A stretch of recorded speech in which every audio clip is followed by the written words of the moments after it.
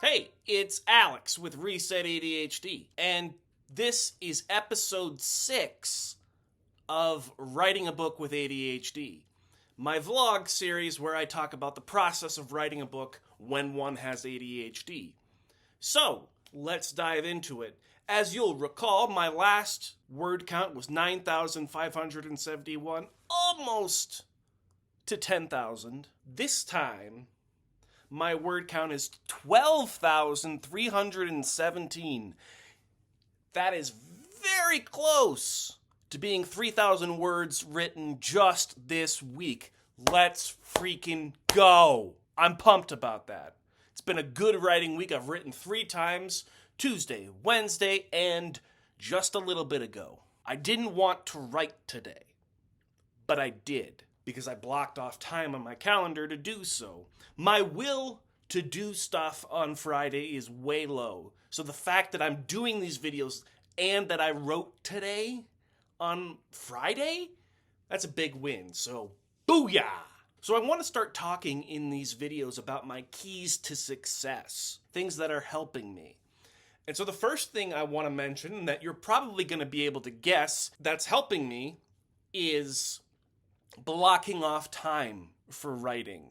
So I've got an hour set aside on Tuesday.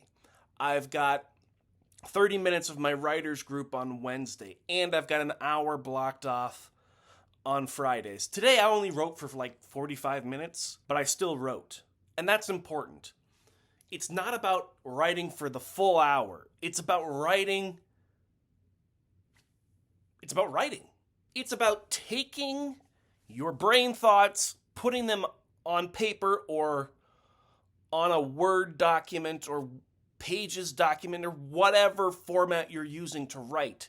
It's about getting it out of your brain and into Word format. It's not about using the full time, but in order to have the time, you need to set aside the time. And that's been a key to success this week and in previous weeks. Super pumped about this whole blocking off time thing. I really feel like it's helping me. Another thing that has been helpful is talking about the project. It's nonfiction, so I've reached out to people who are familiar with the topic, have asked them questions, things that they remember, and I'm also discussing it with my writers group. And these videos are helping me stay on the project, because I know if I give up, I have to come on one of these videos and say, it didn't happen. These videos are really helpful, so thank you for watching them. I have not had a video that's gone unwatched, and that pleases me. You have been helping me, loyal viewers. The final thing that I identify that's been helping me is having a menu of topics to write on. Now, I've got one big, large topic, but I've got lists of different things I can write about on that topic. And that menu, we'll call it, has been really helpful. Because if I don't know what to write about, I go to that menu and try to find something that stands out to me.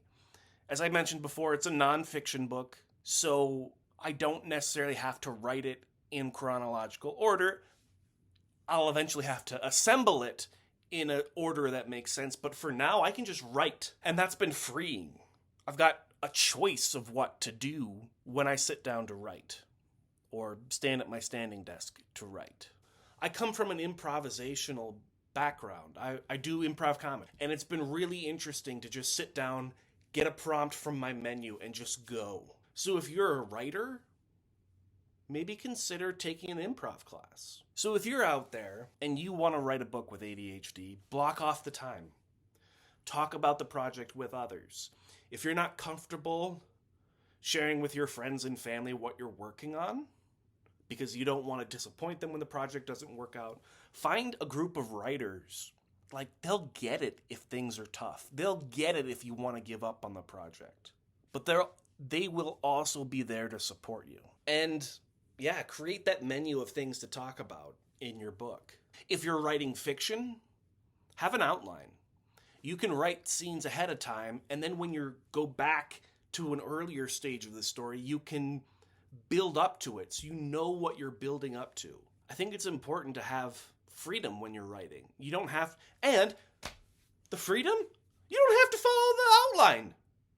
You can let the story take you wherever it goes. That's a freedom fiction writers have. I don't have freedom quite like that because I have to represent the truth. So take the time to enjoy your writing and let it guide what you do. Anyway, I've been rambling. It's time for this video to be done. You don't want to hear me ramble all day. You want to get off this video and you want to sit down and start writing. So go out there and write. Know that I'm still writing, and I bet you can be too. Thank you for watching, and we'll see you next week.